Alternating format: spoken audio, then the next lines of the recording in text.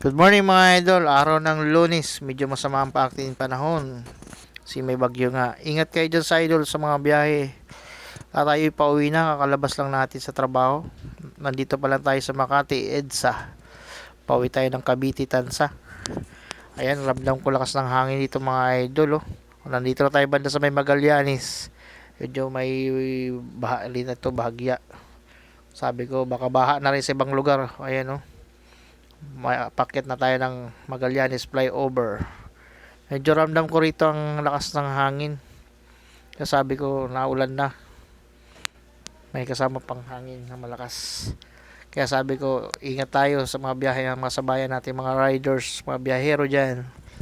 Ayan. So, sana hindi natin masagupa ang mga baha kasi dito pa lang sa may Magallanes. Kita ko na yun si Kuya, oh. Kaputi niya, hinangin-hangin pa. Oh. Para siyang Superman. Super kaputi. Kasi mahangin talaga. Ramdam ko rito ang hangin. Kaya napaka-delikado mag-drive. Ramdam ko yung takot, kaba sa aking pagmamaniho. Sa mga bago pala followers dyan, maraming salamat sa inyong suporta. At hindi ka pa nakapalo, ano pang hinihintay mo? Follow na, and like, and share my video. Salamat sa inyong panonood sa aking video. Sa mga walang sawa dyan sa mga suporta. Salamat, maraming salamat po sa inyong mga idol.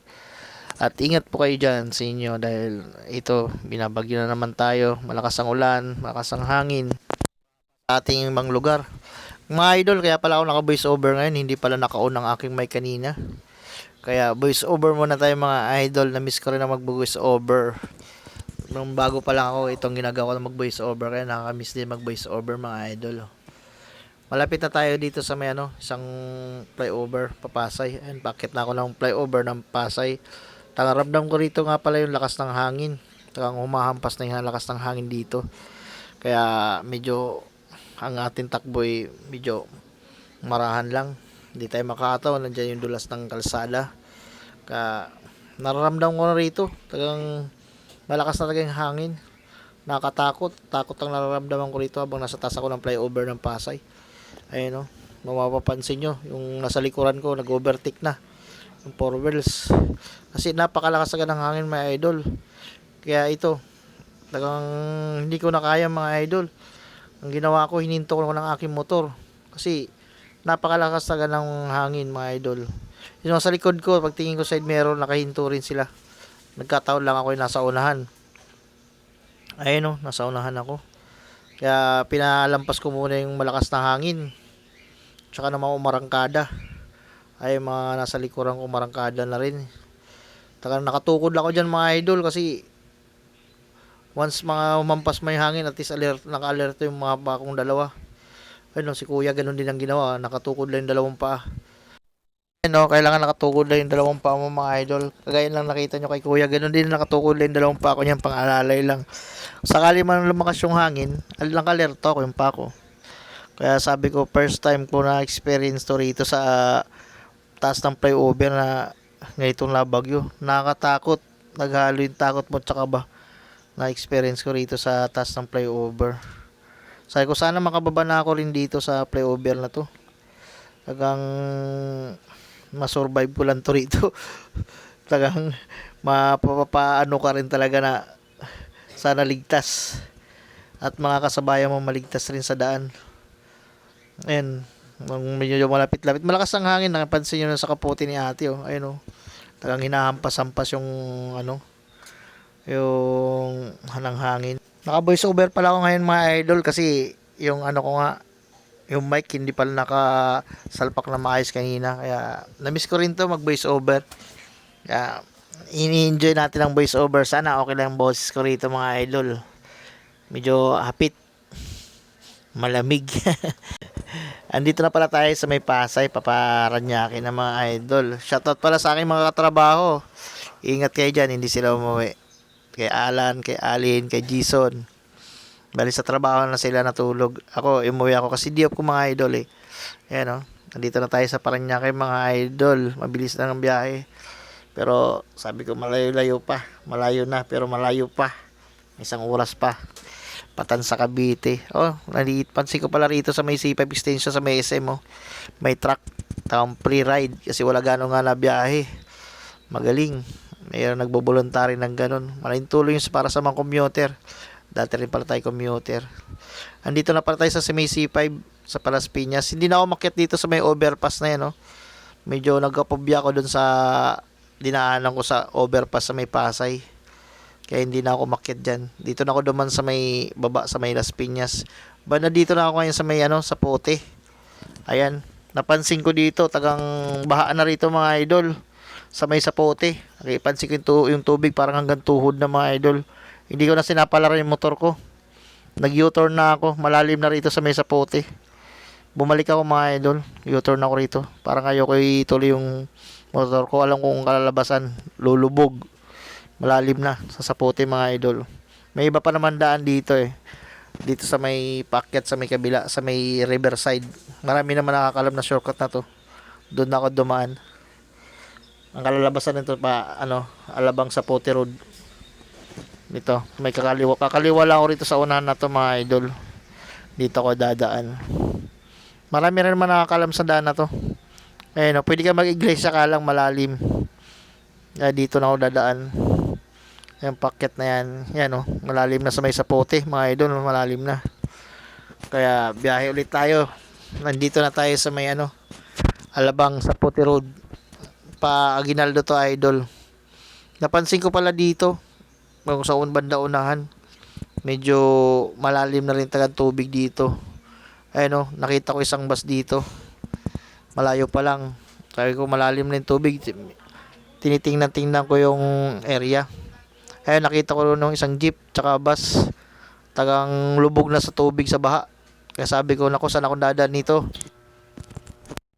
Tayo madaanan. Saan kayo tayo dadaan dito? Ang option ko lang taga rito, sarado na doon sa kabila. Dahil baha. Dito na lang sa kabilang side. Kumounter na lang taga. Ito na lang paraan ko para maka daan na lang. So yung dadaan tayo sa Pote, baha. Dito. Bahagyang counter na lang tayo dito. Bawal to mga idol pero ginawa natin para makauwi lang tayo. Maintindihan man siguro nila dahil baha na rin taga. Ayan basta safe lang. Dito tayo duman sa kabilang side na to, Aguinaldo. Kasi baha talaga kahit saan ka pumunta. Ayan. Aguinaldo na tayo mga idol Dito natin dumaan. Malalim na kasing tubig doon sa kabilang side mga idol. Wala ka na rin daraanan doon. Lulubugan yung motor. Andito na tayo sa may Aguinaldo. Iniisip ko rin pala yung Talaba. Kasi yung Talaba, tagang bahain din tayo mga idol yung Talaba. So sana makadaan pa ako sa Talaba. Sabi ko kung baha na rin dito, baha na rin ang Talaba.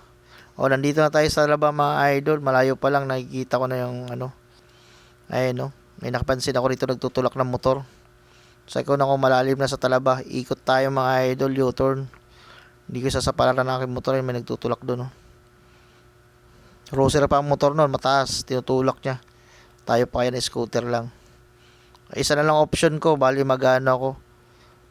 Isimbacor ang daan ko. Pero bahayin din ng Isimbacor Yun na talagang daan dito para makauwi. Papuntang Tansa. Isimbacor tayo mga idol So Dominic nga pala.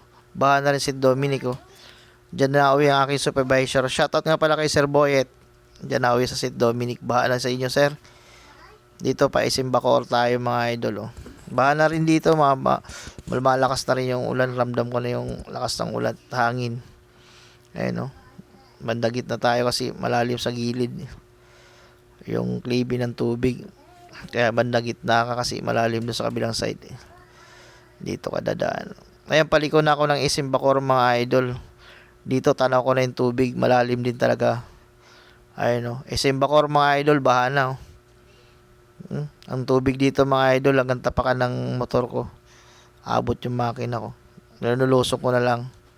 Wala kang option Ayun ang tubig medyo mataas ang tubig dito mga idol sa Isimbacor. Sabi ko ba na rin talaga. Hindi naman kahabaan. Nagtanong nga pala ako dito kay kuya kung makakatabi pa yung motor. Sabi niya okay lang. Nakadaan pa naman. Sige lang bro. Salamat kay kuya, shoutout nga pala kay kuya yung nagtatawag ng bas makakadaan pa daw. Ayan, no? Medyo matubig na rin dito mga idol. Kailangan natin makauwi. Dito yan sa Isimbacor mga idol, oh. Pansin ko dito, ilan lang nabiyahe ng motor. Kaya sabi ko, nako, baka malalim sa unahan. Kasi ilan-ilan lang eh. Meron dito na una sa akin, nag-overtake, naglakas loob, no? Sinundan ko na lang yan. Mas maganda may nauna, at least alam ko yung lalim ng tubig. Nagtatanungan na pala kami dito kung mataas ba yung tubig o hindi. Kasi sa kabilang malapit sa may malalim na doon. Baka kailangan mabandang gitna ka lang para medyo mababaw. Yung malalim na sa kabilang side, oh.